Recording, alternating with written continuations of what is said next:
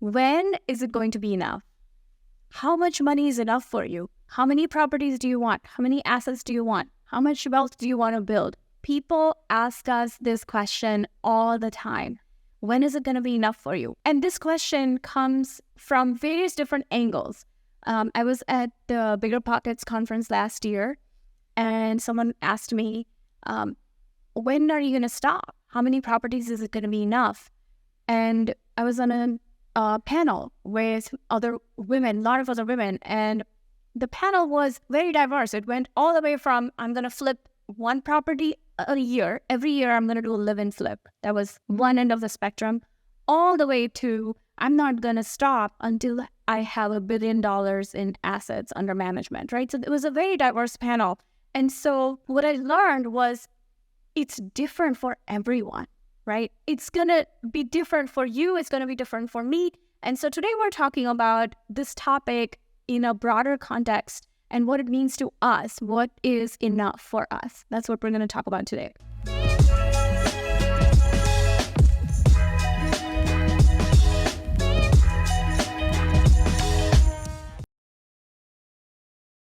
So the first thing that I want to talk about is we didn't want financial freedom because we were lazy and we wanted to stop working. That is not why we wanted financial freedom. Why did we want financial freedom? And we worked hard all our lives, and I'm never the person who will be like, oh, I just want to sit on a beach all day, because it'll get boring. Like, I need stuff to do. I want like new things. I want to be occupied. I want to be learning new things and doing new things all the time.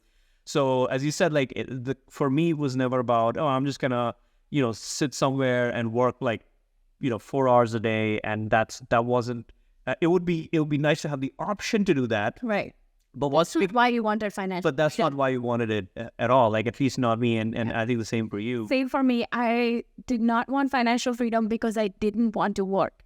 I wanted financial freedom because I didn't want anyone to tell me how much to work, when to work, what to do. And I want somebody else deciding for me when it was the right time for me to get the promotion. That was what really made me mad, because after our kids were born, I went to work and my boss was retiring. So I asked for to be considered for his position. And my boss said, it was a great boss. Like, we had a very good relationship. But the words that came out of his mouth were instinct. He didn't have time to think about it. And so instinctively, he just said, I don't know how the guys would feel about that. Because as a mechanical engineer, I was working with all of the men. And he was like, I don't know how. And I was like, damn it, like, I don't want somebody saying that to me. Why would I want to hear that? And, I knew that instinctively the first thought that came into his mind was like, you've just had a baby, you just came back to work, you're working with all these men, you're probably going to want to work from home a couple of days a week. How are they going to feel if we promote you and you're going to lead them? Even though you are a lot more productive and you got a lot more done. Right? And but why is that the reason to not promote someone? And I didn't want that to be the reason to not get promoted. Yeah, and this is the same experience that I had in corporate, and I think a lot of people can hopefully relate to this, is somebody else determining your worth.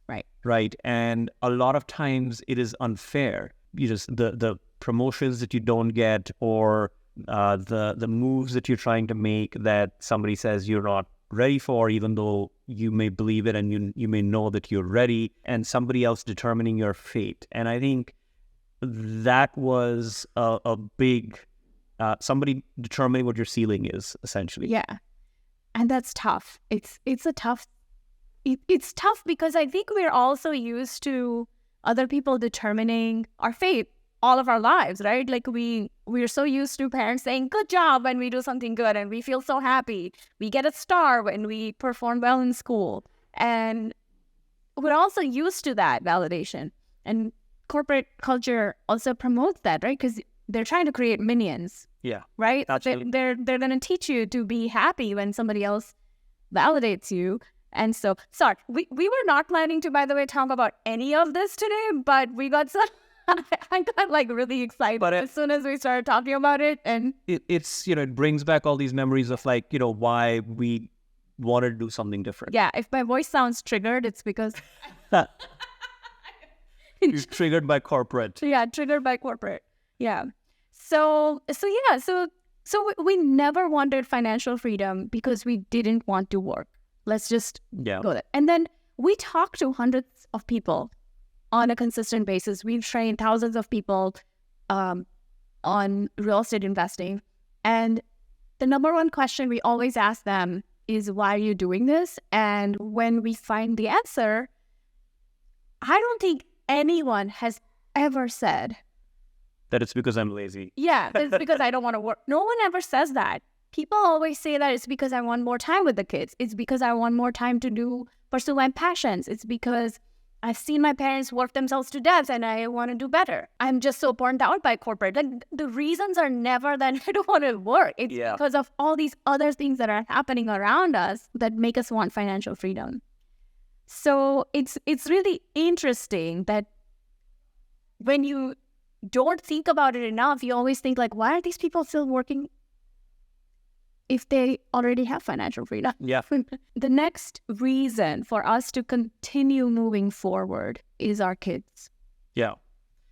And this was a big one for both of us, right? When we were in corporate, one of the biggest reasons, that you talk about this many times, and even in our book, this is the very first chapter in the book where we talk about how we had a 2-year-old and a 2-month-old, and we were both in these really busy, careers where we had great growth potential, but really what it came down to was somebody else deciding how much time we had to spend with our kids, right? And that was a big sort of reason why we started investing in real estate. And even though our initial goal when we started investing in real estate was to be financially free so we can have all the time that we want to spend with our kids, which is still great, right? That's still something that drives us to create all these assets, create all this wealth so that they have not just a safety net, but they can then truly explore their own potential in whatever they're trying to do without being limited by, not having enough money to go to college or do whatever they want to do.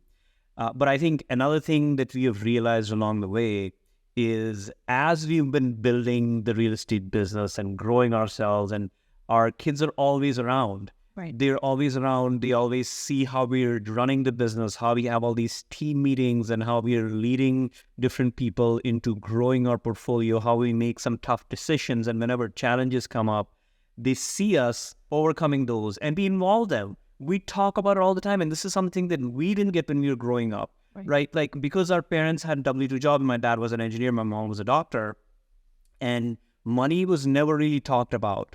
Right? Like, growing wealth was never really talked about because it was taboo.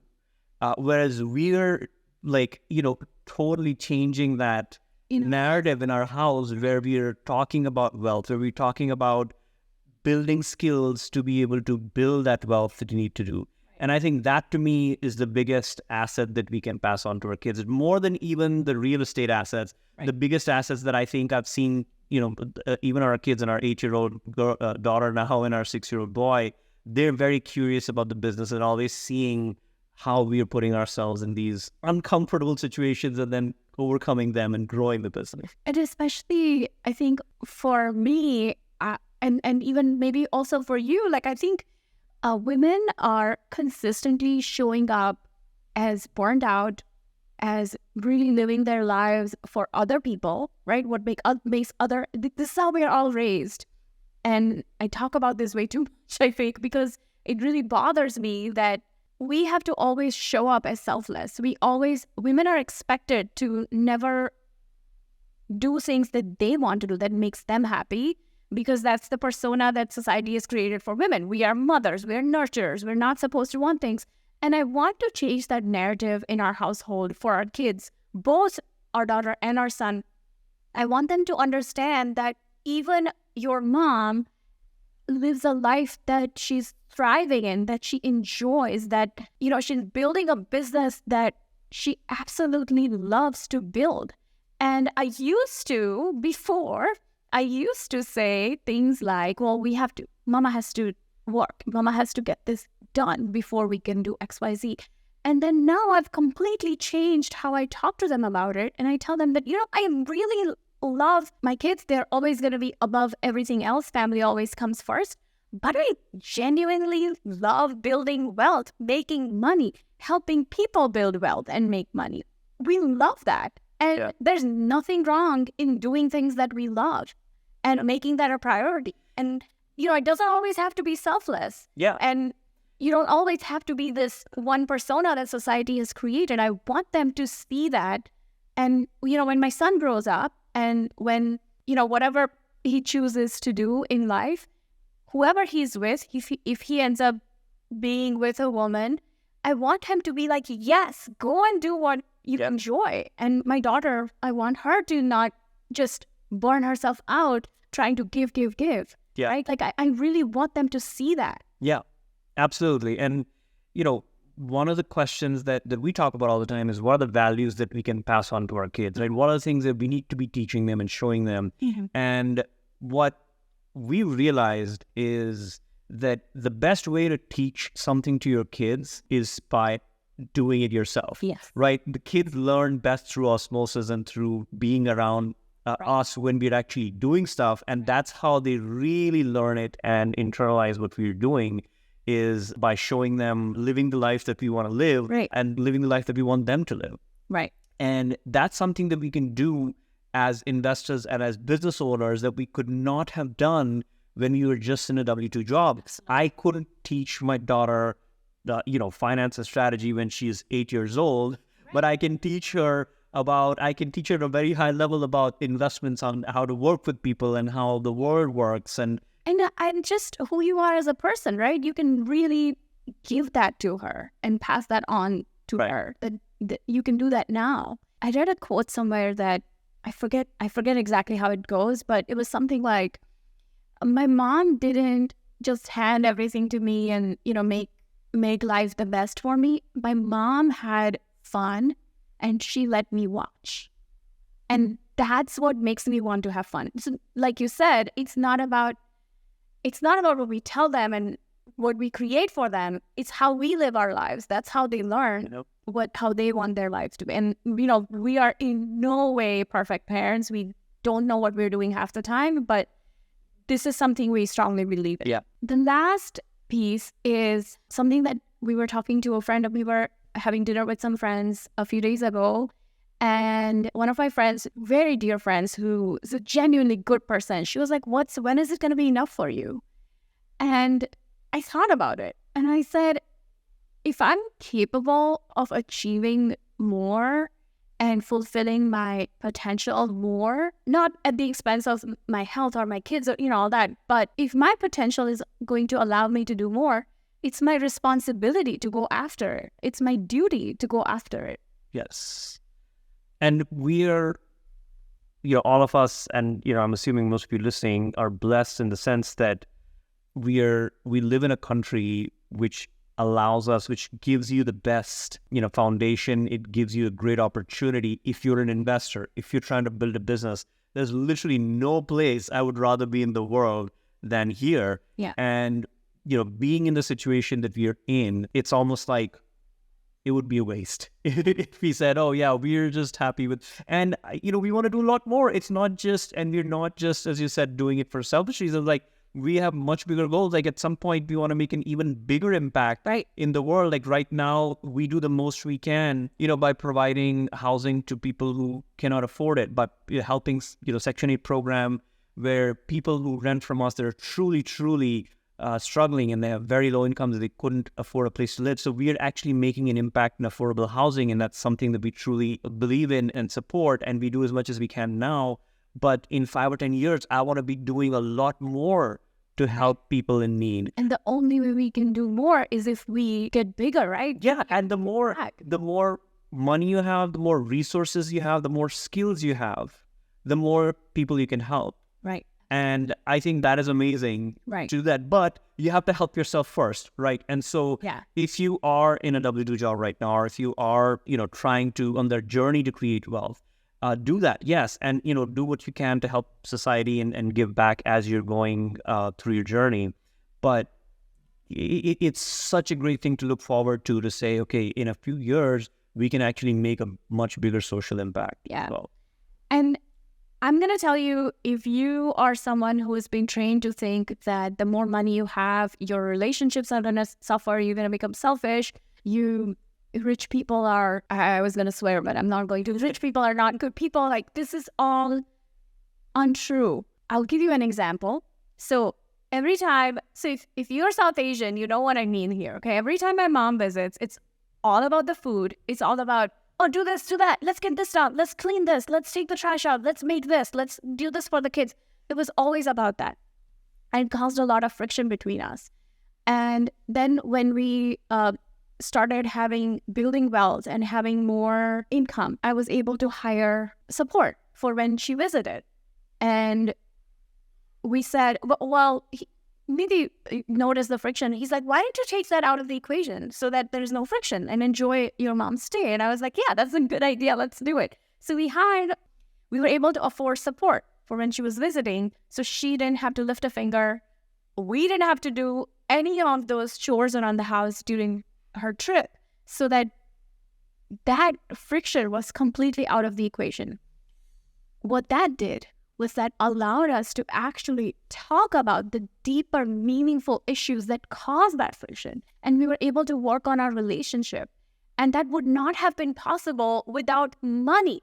So please don't let anybody tell you that money is going to cause friction in relationships. This is not true. Friction in relationships is based on who we are as people. It's unrelated to money. Yeah. And as they say, money amplifies who you truly are. If you're a nice person, on the inside, you're just gonna amplify that. If you're not a nice person, it's gonna amplify that too. Yeah. So money is, it by itself doesn't change who you are. It doesn't. And you can truly be a good person and do good to society, when you have money. You're just gonna have a bigger impact. Yeah. So if you have any guilt around this, around wanting more, just know that wanting more and having more is good. It is not a bad thing.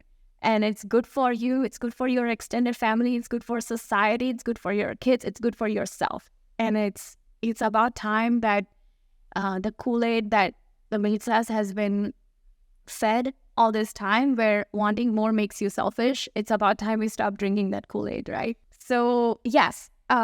So the reason, to summarize this, the reason we wanted financial freedom was because we wanted more. We did not want less. So why would we stop? Absolutely. And yeah. Can I just add something to that? Yeah. And I often tell this people, given where we come from, right, as immigrants, we didn't come this far only to come this far. Yes, you see, we have a long way to go. And and to anybody listening, come up with your own journey of where you want to go and truly dream big and try and get there. Absolutely. So to summarize, number one, we wanted financial freedom because we wanted more. It's not because we wanted to work less. Second, we want to pass on our work ethic to our kids. We want them to see how we're thriving in whatever we have chosen. And the path, if it burnt us out, we had the courage to change it, and we were willing to take the risks and the discomfort and put in the work to get there. We want them to see that so they can choose the life that they want for themselves.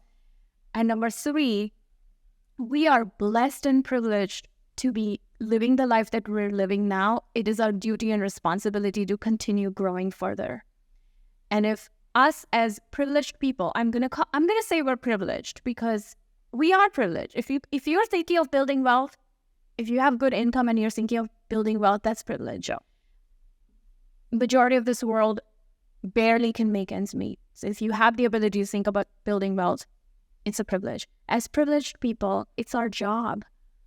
It's our job to ask for more and get more. And that's our duty and responsibility. So let us know, what was the biggest takeaway from today? We would love to know that. Drop it in the comments. Yeah, and if you haven't read our book yet, yes, Accelerate Your Real Estate is the name of the book. It's on Amazon. It's got amazing reviews. It's sold like 1,200 plus copies. So if you haven't picked one up yet, do that. Yes, and please drop us a review if you've read our book. We really appreciate it. Thank you. Thanks, everyone. Bye now.